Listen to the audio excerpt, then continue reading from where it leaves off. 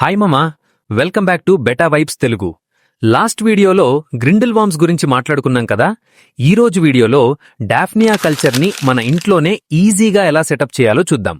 ఈ ఒక్క వీడియోతో మీకు ప్రాసెస్ అండ్ డౌట్స్ అన్నీ క్లియర్ అయిపోతాయి. ఫస్ట్ స్టెప్ వచ్చేసి బెడ్డింగ్. ఒక హెవీ సైజ్ టబ్ తీసుకొని అందులో కొంచెం స్టోర్డ్ వాటర్ యాడ్ చేసుకోండి. ఫ్రెష్ వాటర్ కంటే ముందే స్టోర్ చేసిన వాటర్ డాఫ్నియాకి చాలా మంచిది. స్టెప్ 2, వాటర్ని కండిషన్ చేయాలి. అందులో డ్రై బానం లీవ్స్ గానీ లేదా బనానా లీవ్స్ గానీ యాడ్ చేయండి. ఇవి వాటర్ pH వాల్యూని స్టేబుల్గా ఉంచి డాఫ్నియా గ్రో అవ్వడానికి పర్ఫెక్ట్ ఎన్వైర్మెంట్ని క్రియేట్ చేస్తాయి. ఇప్పుడు మన స్టార్టర్ కల్చర్ని యాడ్ చేయాలి. కల్చర్ని డైరెక్ట్గా టబ్లో పడేయకుండా ఒక 15 మినిట్స్ యాక్లిమేషన్ చేయండి. ఆ తర్వాత నెమ్మదిగా రిలీజ్ చేయండి. అప్పుడే అవి చచ్చిపోకుండా యాక్టివ్గా ఉంటాయి. Final step feeding. మన దగ్గర ఆప్షన్స్ ఉన్నా ఈరోజు ఈస్ట్ వాటర్ గురించి చెప్తా.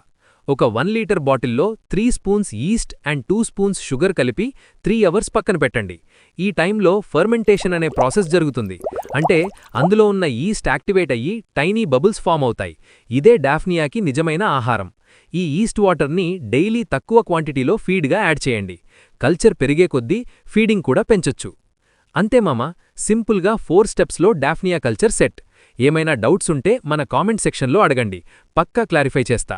మన కాంటెంట్ నచ్చితే వీడియోని షేర్ చేయండి. అదే నాకు పెద్ద సపోర్ట్.